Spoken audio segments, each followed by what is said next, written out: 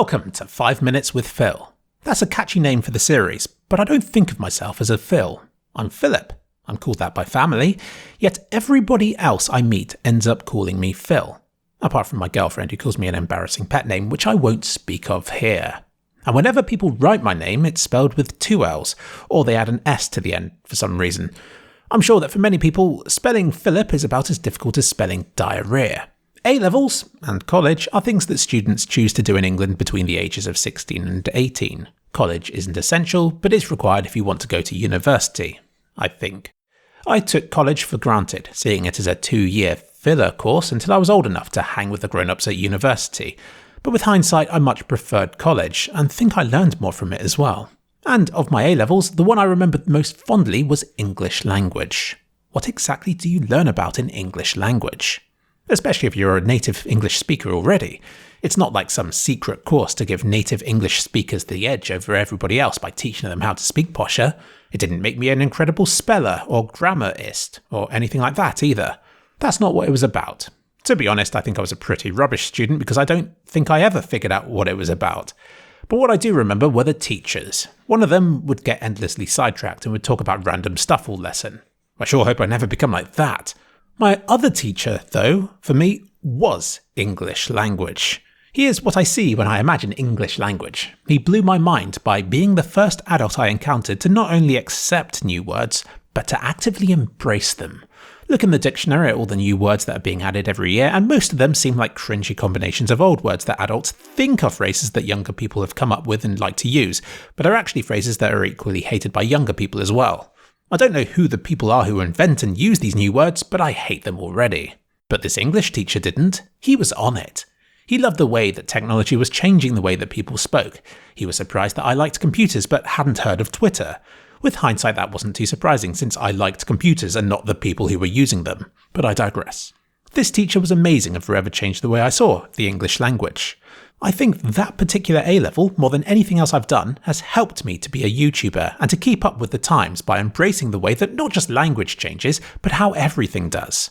It isn't always for the worse. For the worst? If only there was a class to help with grammatical issues like this.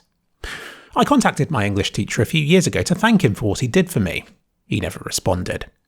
There's this lovely bit in Red Dead Redemption 2 where you go to a far-off village that's been cut off from the outside world for generations. Everybody there is super inbred and has developed their own unique dialect. It's an odd mixture of English and something new.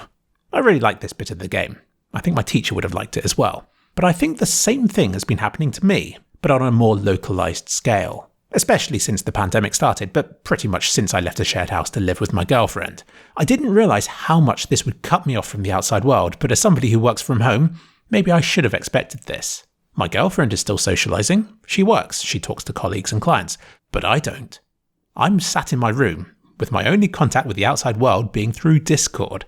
I value that contact greatly and can't imagine how messed up I'd be without that, if left to my own devices chatting to the microwave and toilet seat for years on end. But I do wonder how much I've changed in this time. My girlfriend would be the only one to notice it. Does she come back to the house and think I'm behaving strangely? Probably.